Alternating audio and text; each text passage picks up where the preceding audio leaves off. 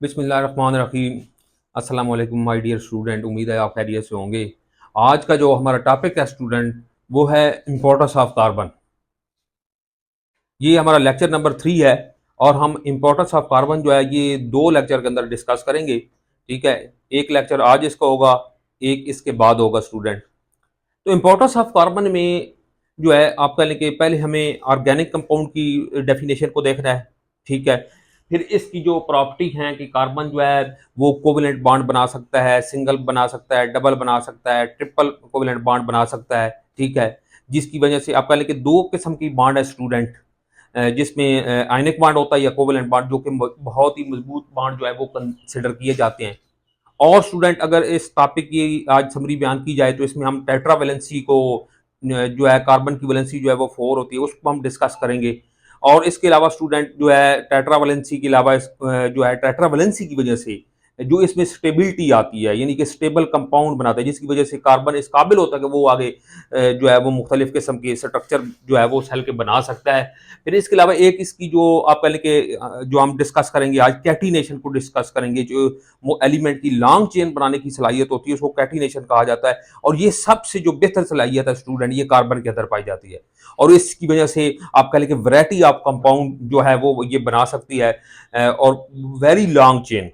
और आप कह लें कि दूसरे जो एलिमेंट हैं उनमें भी ये कैटिनेशन की सलाहियत होती है, लेकिन इतनी सलाहियत स्टूडेंट नहीं होती जितनी कि कार्बन के अंदर होती है। तो आज हमारा लेक्चर है, हम ये चीजें इंशाल्लाह डिस्कस करेंगे। तो शुरू करते हैं स्टूडेंट इंपॉर्टेंस ऑफ कार्बन से, कि carbon is the basic element of organic compound. ये बेसिक एलिमेंट है स्टूडेंट ऑर्गेनिक कंपाउंड। तो पहले हमें ऑर्गेनिक कंपाउंड की जो है वो डेफिनेशन पता होनी चाहिए कि वो कंपाउंड स्टूडेंट जिनमें कार्बन और हाइड्रोजन इकट्ठे पाए जाते हैं उनको ऑर्गेनिक कंपाउंड कहा जाता है। याद रखना स्टूडेंट, आपने कहना है कि वो कंपाउंड जिनमें कार्बन और हाइड्रोजन इकट्ठे पाए जाए, ऐसा नहीं कहना कि वो कंपाउंड जिनमें कार्बन और हाइड्रोजन पाए जाए ना। आपने कहना है कि जिस ऐसे कंपाउंड जिनमें कार्बन और हाइड्रोजन इकट्ठे पाए जाए, यानी बाउंडेड हों due to its unique property. अब ये यूनिक प्रॉपर्टी से मुराद है कि इसमें खास किस्म की प्रॉपर्टी होती हैं, यूनिक होती हैं, जो कि दूसरे आप कह लें एलिमेंट जो कार्बन में होती है वो जो दूसरे में नहीं होती, यानी यूनिक, मिसाली जैसे कहा जाता है कि इसमें जो मिसाली यूनिक किस्म की मुनफरिद किस्म की जो इसके अंदर प्रॉपर्टी पाई जाती है। Carbon occupies the central position in the skeleton of life. तो कार्बन को एक सेंट्रल पोजीशन स्टूडेंट हासिल है लाइफ को बनाने में। ठीक है ना स्टूडेंट, किसकी वजह से, ये भी पूछा जा सकता है, कोई शॉर्ट क्वेश्चन या एमसीक्यू पूछा जा सकता है कि कार्बन जो है ये क्यों इसको सेंट्रल पोजीशन हासिल है in the skeleton of life, यानी कि लाइफ को बनाने में। तो आपने यही बताना है due to its unique property, क्योंकि इसके पास जो अपनी मुनफरिद किस्म की खसूसियात हैं, और उन्हीं खसूसियात को हम इंशाल्लाह डिस्कस करेंगे स्टूडेंट। तो पहली हम इसकी जो आप कह लें कि इंपॉर्टेंस है या इसकी पहली खसूसियत है उसको डिस्कस करेंगे। Number 1, formation of covalent bond. और ये स्टूडेंट याद रखना कि जो फर्स्ट ईयर की जो टेक्स्ट बुक है उसमें ये जो अपना इसका जो खसूसियत है ना कोवेलेंट बॉन्ड वाली, ये इंफॉर्मेशन भी दी हुई है साइड पे। तो क्योंकि जो इंफॉर्मेशन है वो भी सिलेबस का हिस्सा है और ये भी पूछा जा सकता है, तो इसलिए मैंने इसको इसी को पहले लिखा है ताकि फिर दूसरी भी जो है वो शामिल हो और ये मिस नहीं करनी। ये भी एक बड़े इंपॉर्टेंट इसकी जो है आप कह लें करैक्टर है। फॉर्मेशन ऑफ कोवेलेंट बॉन्ड, 2 तरह के बॉन्ड आमतौर पर जो है एलिमेंट या एटम बनाते हैं। एक होता है स्टूडेंट आयनिक बॉन्ड और दूसरा होता है कोवेलेंट बॉन्ड। ये दोनों बॉन्ड जो होता है इनको आप कह लें मजबूत कंसिडर किया जाता है। एनिक बॉन्ड किस वक्त बनता है स्टूडेंट, कि जिस वक्त एक एटम के पास जो है वो कह लें कि इलेक्ट्रॉन ज्यादा हों उसके ठीक है ना अपने से, और एक जो दूसरा है कोई दूसरा आप कह लें कि एलिमेंट या एटम जिसमें क्या हो इलेक्ट्रॉन की कमी हो, तो फिर जिसके पास ज्यादा होता है वो उसको दे देता है। अब इसकी मैं एक मिसाल भी आपको दे सकता हूं, जिस तरह सोडियम और क्लोराइड हैं। अब सोडियम के पास जो है वो एक आप उसको जो वैलेंस शेल है उसमें 1 इलेक्ट्रॉन है, ठीक है। तो क्लोरीन के पास जो वैलेंस शेल है उसमें 7 होते हैं। तो सोडियम जो है वो अपना एक वैलेंस वाला इलेक्ट्रॉन देके वो आखिरी शेल ही खत्म कर लेता है, और फिर जिसमें 8 होते हैं वो उसको मेंटेन रखता है। वो अपना एक जो होता है 1 इलेक्ट्रॉन वो किसको दे देता है, क्लोरीन को। अब क्लोरीन के पास आखिरी वैलेंस शेल में 7 होते हैं तो उसके भी 8 हो जाते हैं, ठीक है। इस तरह फिर उनके अंदर जो है आप कह लें कि ये एक एनिक बॉन्ड की मिसाल है सोडियम क्लोराइड, जो कि एक मजबूत बॉन्ड है। दूसरा स्टूडेंट जो आज का हमारा डिस्कस करने वाला है कोवेलेंट बॉन्ड। कोवेलेंट बॉन्ड किस वक्त होता है स्टूडेंट, कोवेलेंट बॉन्ड उस वक्त होता है जब कह लें कि मैंने कहा ना कि एनिक बॉन्ड किस वक्त होता है, ये याद रखना है कि जिसमें एक के पास ज्यादा हो और एक एटम के पास और दूसरे के पास कम हो। यहां पे ये होता है कि दोनों के पास जब कमी हो इलेक्ट्रॉन की स्टूडेंट, यहां पे कोवेलेंट बॉन्ड उस वक्त बनता है कि जब दोनों एटम के पास इलेक्ट्रॉन की क्या हो स्टूडेंट, कमी हो। जिस तरह बिल्कुल इसी तरीके से कि अगर कोई बिजनेस शुरू करना हो ना, तो कोई बंदा बिजनेस शुरू करना चाहता है लेकिन उसके पास पैसे नहीं है, वो स्टार्ट नहीं कर सकता। इस तरह कोई और भी, इस तरह कोई दूसरा बंदा भी है, वो भी बिजनेस शुरू करना चाहता है लेकिन उसके पास भी पैसे नहीं है, तो वो दोनों क्या करेंगे, पार्टनरशिप कर लेंगे, दोनों का कर लेंगे, शेयरिंग कर लेंगे, मिल के जो है वो पैसे इकट्ठे करके कारोबार शुरू कर लेंगे। तो बिल्कुल यही पोजीशन स्टूडेंट यहां पे भी है कि यहां पे दोनों एटम में जो इलेक्ट्रॉन की क्या होती है स्टूडेंट, कमी होती है दोनों में, और वो आपस में जो इलेक्ट्रॉन शेयर कर लेते हैं। तो शेयरिंग से जो बॉन्ड वजूद में आता है स्टूडेंट, उसे कोवेलेंट बॉन्ड कहा जाता है। इसकी ये जो carbon combine with other atom by forming covalent bond, definition इसकी क्या है कि bond which is form by the mutual sharing of electron, जो शेयरिंग ऑफ इलेक्ट्रॉन से स्टूडेंट बॉन्ड बनता है उसको जो है कौन सा बॉन्ड कहते हैं, कोवेलेंट बॉन्ड कहते हैं। अब इसकी आगे तीन इकसाम है स्टूडेंट, एक होता है single covalent bond, double covalent bond और फिर ट्रिपल कोवेलेंट बॉन्ड। एक बॉन्ड, सिंगल बॉन्ड बनाने के लिए याद रखना स्टूडेंट, एक बॉन्ड बनाने के लिए, सिंगल बॉन्ड बनाने के लिए दो इलेक्ट्रॉन चाहिए होते हैं, या फिर आप कहने की एक इलेक्ट्रॉन का पेयर चाहिए होता है। इस तरह जब डबल कोवेलेंट बॉन्ड स्टूडेंट बनाना है तो फिर चार इलेक्ट्रॉन चाहिए होते हैं, यानी कि आप कह लें कि टू इलेक्ट्रॉन पेयर चाहिए होते हैं, इलेक्ट्रॉन के दो पेयर चाहिए होते हैं। इस तरह जब ट्रिपल कोवेलेंट बॉन्ड स्टूडेंट बनाना है तो सिक्स इलेक्ट्रॉन चाहिए होते हैं, या फिर कह लें कि थ्री इलेक्ट्रॉन पेयर चाहिए होते हैं। तो सिंगल देखें, when one electron pair is share, जब एक इलेक्ट्रॉन का पेयर शेयर किया जाता है तो सिंगल कोवेलेंट बॉन्ड बनता है। और इसकी मिसाल स्टूडेंट क्या है, H2 इसकी मिसाल है। क्या मिसाल है, H2। जब हाइड्रोजन के दो सॉरी, इसकी मिसाल क्या है, H2, ठीक है ना। जिस तरह आप दो हाइड्रोजन आपको नजर भी आ रहे हैं स्टूडेंट यहाँ पे, देखें अब एक एक जो है मैंने क्रॉस से शो किया हुआ है, एक को जो है वो डॉट से शो किया हुआ है कि एक जो इलेक्ट्रॉन है ये इसका है और एक इलेक्ट्रॉन इसका है, लेकिन इन्होंने दोनों ने शेयर कर लिया। लेकिन यहाँ पे स्टूडेंट आपने एक और बात भी याद रखनी है कि जो है ना, स्टेबल होने के लिए हर एटम की ये ख्वाहिश होती है कि उसके बैरूनी शेल में या तो आठ आठ इलेक्ट्रॉन हो जाए या फिर दो हो जाए, यानी या तो ऑक्टेट रूल को फॉलो करे या फिर डुप्लेट रूल को फॉलो करे। और जो हाइड्रोजन है ना, सिर्फ हाइड्रोजन के अलावा बाकी जितने भी है वो सारे ऑक्टेट रूल को फॉलो करते हैं। हाइड्रोजन एक वाहिद है जो किसको फॉलो करता है, डुप्लेट रूल को। यानी इसके बैरूनी शेल में कितने इलेक्ट्रॉन होने चाहिए, यानी ये दो हो जाए इलेक्ट्रॉन इसमें तो ये स्टेबल हो जाएगा। बाकी जितने भी हैं वो कितने स्टेबल होते हैं, यानी 8 इलेक्ट्रॉन पे ऑक्टेट रूल को फॉलो करते हैं। हाइड्रोजन जो है वो किसको फॉलो करता है, डुप्लेट रूल को। और अब इस दो एक इनके पास था वैलेंस शेल में हाइड्रोजन के पास, और इन्होंने दोनों ने आपस में शेयर निकाली। अब ये दोनों इलेक्ट्रॉन, ये जो पेयर है आपको नजर आ रहा है, ये दो इलेक्ट्रॉन का, अब ये कभी इसके पास आएगा तो ये स्टेबल हो जाएगा, कभी इसके पास तो ये भी स्टेबल हो जाएगा। Student double covalent bond, when two electron pair are share, जब दो इलेक्ट्रॉन के पेयर शेयर होते हैं। अब इसकी मिसाल कौन सी है स्टूडेंट, ऑक्सीजन की है, O2 की इसकी एग्जांपल है, ठीक है ना। और O2 की एग्जांपल देखें कि जो ऑक्सीजन है ना, इसके पास जो वैलेंस शेल में इसमें 6 इलेक्ट्रॉन होते हैं, ठीक है। इसके पास अब ये भी ऑक्सीजन है, ये भी दो ऑक्सीजन के एटम मौजूद हैं। अब दो इसने शेयर कर लिए, दो इसने शेयर कर लिए। अब ये देखिए, अगर एक ही हम काउंटिंग करें ना, दो चार और चार ये 8, और अगर इनकी काउंटिंग करें दो चार और ये चार 8, यानी ये इसकी वैलेंस शेल में जो है 8 हो जाएंगे। और ये 8 जो है कभी इसके, ये जो चार इलेक्ट्रॉन के पेयर है ये कभी इसके पास अगर चारों चले जाएंगे, यानी कि दोनों पेयर चले जाएंगे तो इसके 8 हो जाएंगे। जब ये इसके पास आएंगे आएंगे तो इसके 8 हो जाएंगे। तो इसको हम ना स्टूडेंट, ये ऑक्सीजन ऑक्सीजन को इस तरीके से बिल्कुल इनको अपना दो लाइनों से जाहिर करते हैं ऐसे, ठीक है ना स्टूडेंट। कितनी लाइनों से जाहिर करते हैं, दो लाइनों से। इस तरह जो ऊपर हाइड्रोजन है वो उसको हम एक सिंगल लाइन से ऐसे जाहिर करते हैं। इसके बाद student triple bond, when three electron pair are share, जब तीन इलेक्ट्रॉन पेयर शेयर किए जाते हैं। इसको इसकी मिसाल क्या है स्टूडेंट, नाइट्रोजन की एग्जांपल है। ये नाइट्रोजन के जो वैलेंस शेल है इसमें 5 इलेक्ट्रॉन होते हैं और ये तीन तीन करके जो है वो शेयर करते हैं। अब देखें इनकी अगर काउंटिंग की जाए ना तो ये 6 इलेक्ट्रॉन जब इसके पास आएंगे तो दो इसके पास पहले हैं तो इसके भी 8 हो जाएंगे। कभी ये 6 इलेक्ट्रॉन इसके पास जाएंगे, यानी जो 3 पेयर हैं तो इसके 8 हो जाएंगे। तो कभी इसकी ख्वाहिश पूरी हुई, कभी इसकी हो। तो इसको हम स्टूडेंट कितनी लाइनों से जाहिर करते हैं, ये जो ट्रिपल बॉन्ड है इसको हम 3 लाइनों से जाहिर करते हैं।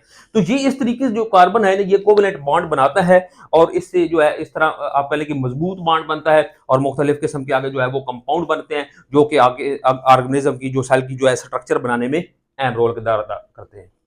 इसके बाद स्टूडेंट जो इसका नंबर 2 पे इंपॉर्टेंस है, यानी कि इसका जो दूसरी खसूसियत है वो है टेट्रावेलेंसी।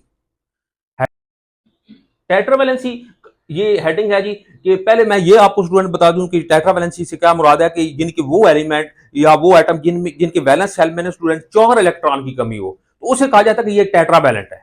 इसलिए कार्बन को क्या कहते हैं कि ये क्या है, ये टेट्रावैलेंट है, यानी इसके वैलेंस शेल में 4 इलेक्ट्रॉन की कमी है। तो कार्बन इज अ टेट्रावैलेंट।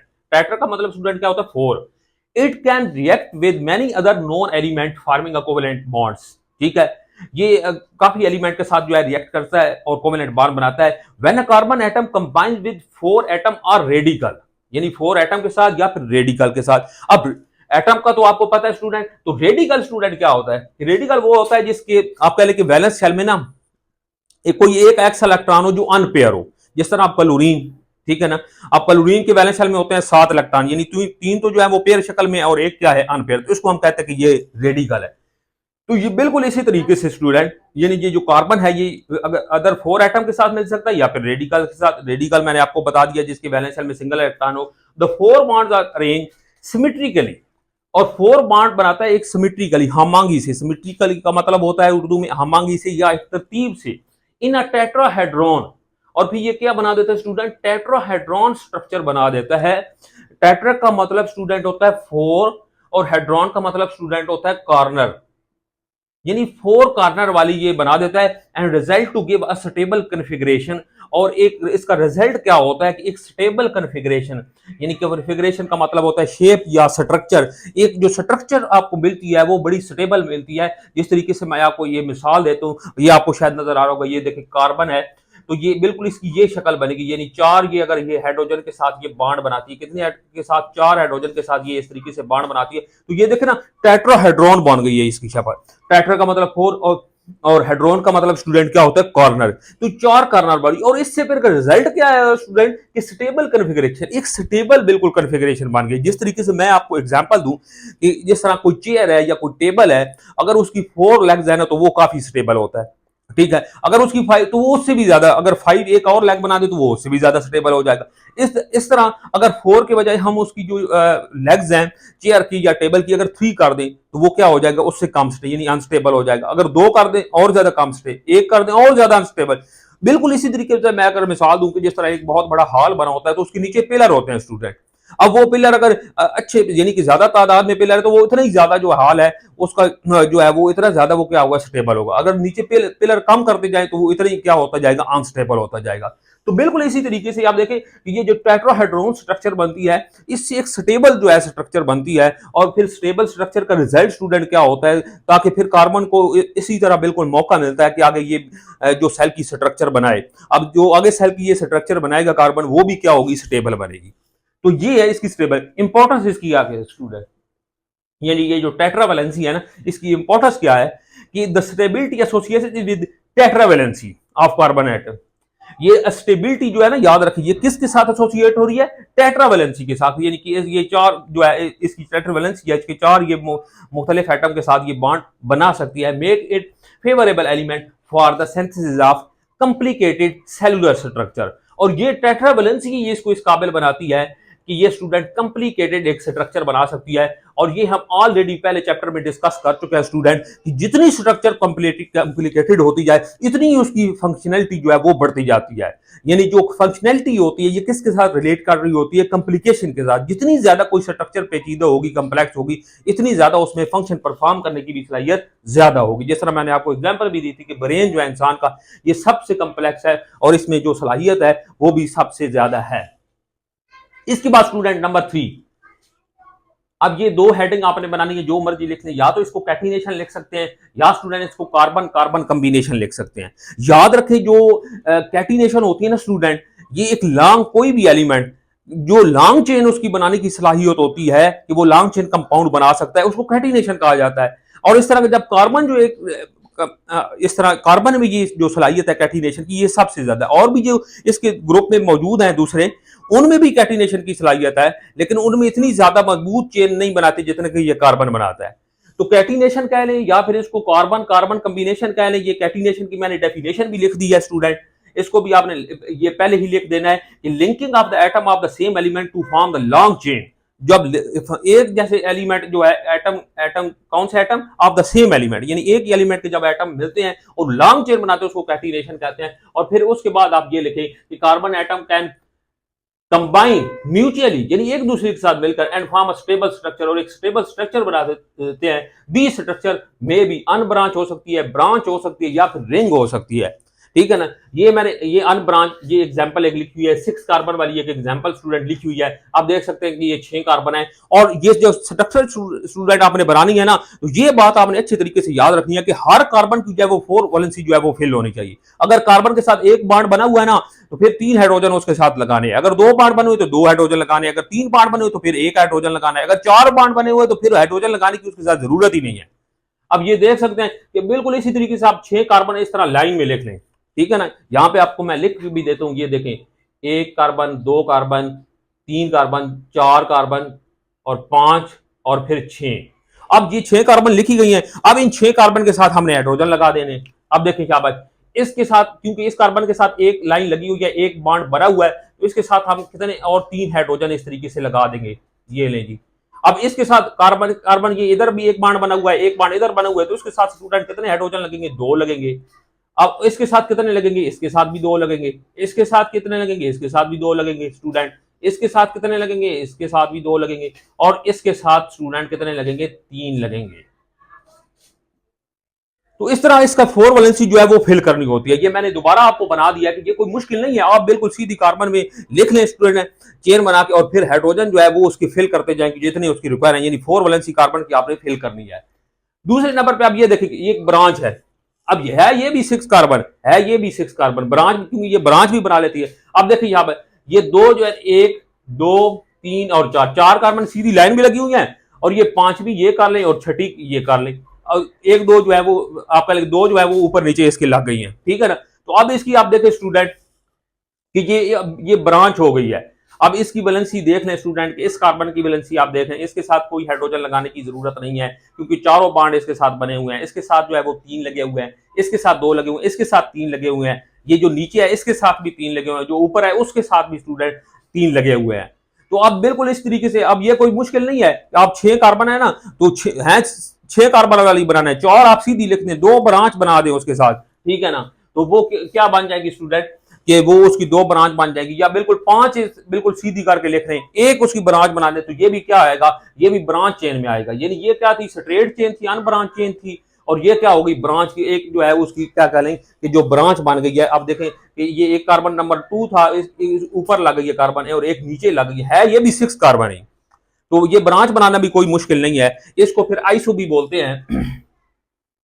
इसके बाद स्टूडेंट जो नंबर 3 है कि ये रिंग स्ट्रक्चर भी बनाती है।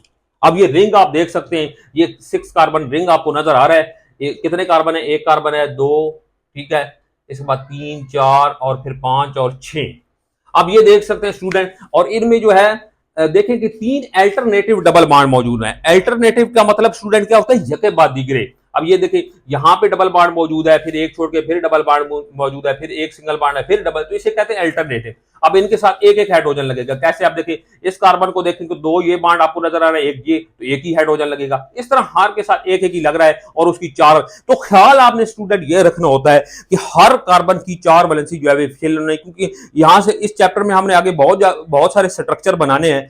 तो ये आपने ख्याल रखना है कि हर कार्बन की वैलेंसी जो है वो 4 होनी चाहिए और फिल होनी चाहिए। यानी कि अगर उसके साथ 2 बॉन्ड बने हुए हैं तो 2 हाइड्रोजन लगाएंगे, अगर 3 बॉन्ड बने हुए हैं तो 1 हाइड्रोजन लगाएंगे, अगर चारों बॉन्ड बने हुए हैं तो फिर कोई हाइड्रोजन नहीं लगाएंगे। और इसके लिए बेहतरीन तरीका मैं आपको ये भी बताऊंगा स्टूडेंट कि जो आप कह लें कि ये मीथेन, ईथेन, ठीक है, ये जो आप कह लें कि ऑर्गेनिक कंपाउंड है, ये 10 है, ये आपको इनमें कार्बन नंबर याद होने चाहिए। मैट्रिक के अंदर, ये केमिस्ट्री के अंदर ये एक टेबल बना हुआ है, आपको पता होना चाहिए स्टूडेंट कि मीथेन के अंदर 1 कार्बन है, इथेन के अंदर जो है वो 2 कार्बन है, प्रोपेन के अंदर 3 कार्बन है, ठीक है। इसके बाद ब्यूटेन के अंदर जो है वो 4 कार्बन है, पेंटेन के अंदर 5 कार्बन है, हेक्सेन के अंदर जो है वो क्या है 6 कार्बन है, हेप्टेन के अंदर 7 है, एक्टेन के अंदर 8 है, और नोनेन के अंदर जो है वो 9 कार्बन है, और डिकेन के अंदर जो है वो 10 कार्बन है। तो ये स्टूडेंट नोट कर लें, अगर ये कार्बन नंबर आप याद कर लें तो फिर आपके लिए स्ट्रक्चर बनाना कोई मुश्किल नहीं है। तो स्टूडेंट आज के लिए इतना ही, इंशाल्लाह मिलेंगे नेक्स्ट लेक्चर में। अल्लाह हाफिज।